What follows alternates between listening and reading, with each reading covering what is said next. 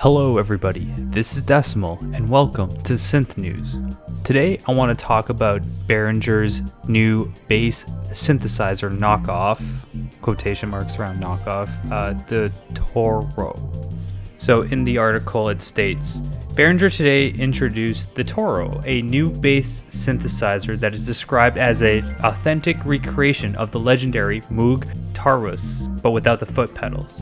So basically Moog has historically had it's now a vintage synthesizer with foot pedals. Behringer has now made a desktop version of it, and it's scaled down to fit in Eurorack format. Let's look at the point form list of the features here for the Toro. Classic analog bass synthesizer with two VCOs, ladder filter, and presets in Eurorack format. So this is a recreation of the circuit design of the Taurus 1 bass synth. It's analog, 2 VCOs, 5 octave range, VCO A and B mix fader for full control of the internal balance, classic low pass ladder filter with cutoff and emphasis controls, 4 quote magic sound presets. I'm not exactly sure what magic sound presets are, but it does feature presets. I guess that's what it's trying to say. Large filter cutoff knob and volume knob that we can see, I think, on both ends of the synthesizer. CV filter cutoff and gate inputs for external control.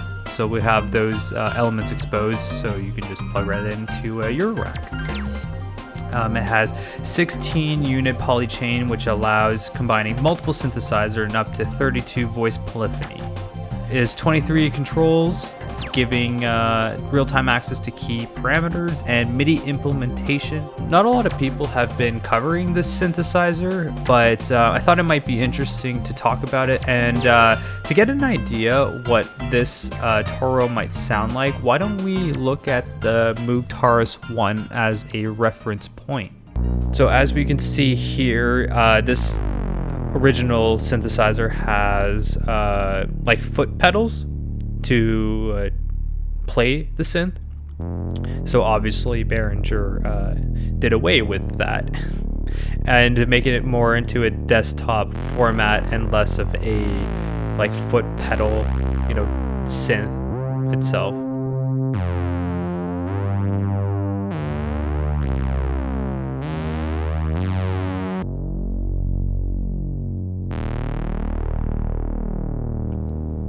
So here are just some sounds. We don't even know if it's going to actually sound like this, but I mean, it's a good way to reference.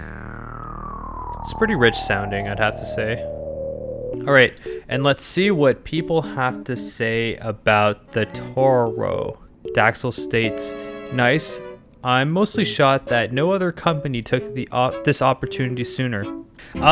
Sure, but Moog also has a pretty decent mono synthesizer called the Siren, Moog Siren. It's different than what the Toro is presenting and what the foot pedal switch on Taurus is, but yeah, I guess no one decided to create a modern version of the original Taurus Moog bass synth. So yeah, and Nastrom says Moog did with the Minotaur, but then Peter says, how's the Minotaur Eurorack compatible? We'll love to see one mounted in a Eurorack though. Paul states, do you have to use the word knockoff in every single Behringer related post? It gets boring now. Cyber Heater says, yep, I agree.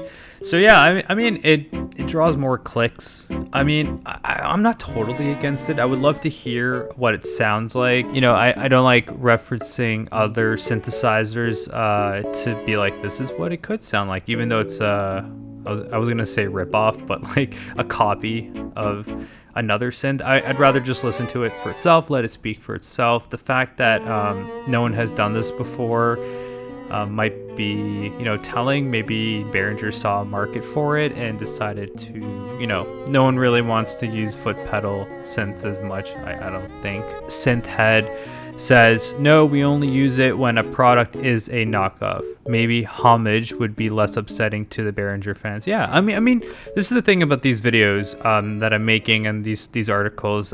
They're kind of polarizing. You have Behringer fans that are saying one thing. You have people who don't like Behringer fans who are saying another thing. So the price is going to be 200 USD, and it's based on chip availability, which is they've been saying with all their more recent synthesizers that they've announced. It's all based on chip availability. But for 200 USD, I mean, you can't really beat that price. So, and I'm not totally against it because I love to hear what it sounds like first. That's going to be the key. But I'm definitely not going to talk smack until I hear this synth firsthand, and then I'll be able to comment on such.